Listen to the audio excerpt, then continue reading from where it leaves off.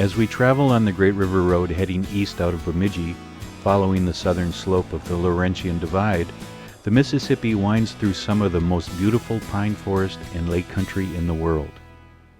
We have the cleanest water in North America. Itasca County has 1,000 of the 10,000 lakes in our state. Most of those 1,000 lakes in Itasca County are accessible to the public. Dozens of great resorts cater to the desires of vacationers year-round, from rustic to luxurious.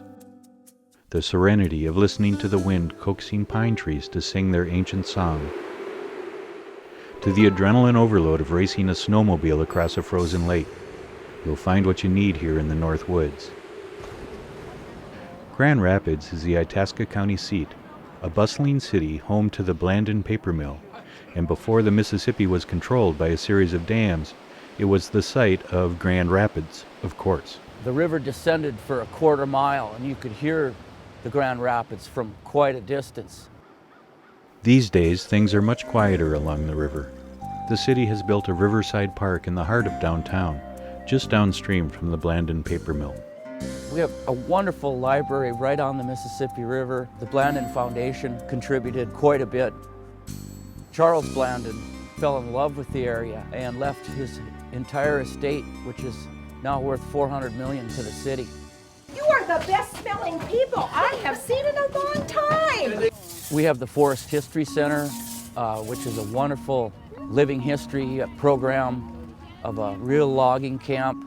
I love to come to the Forest History Center. I take my students every year because they're great at coming up with programs that fit my curriculum.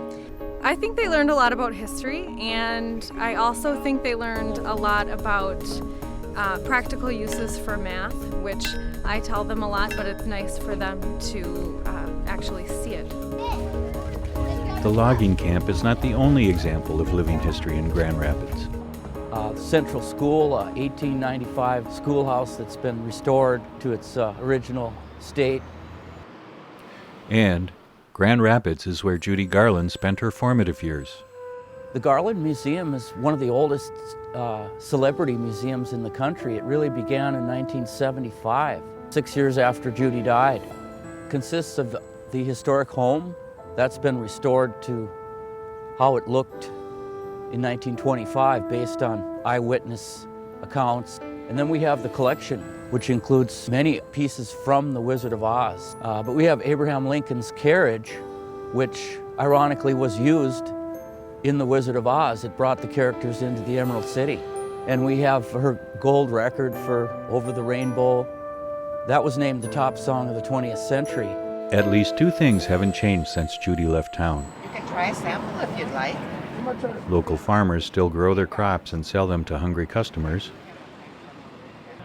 And the rains that water those crops still leave the region heading to very different places.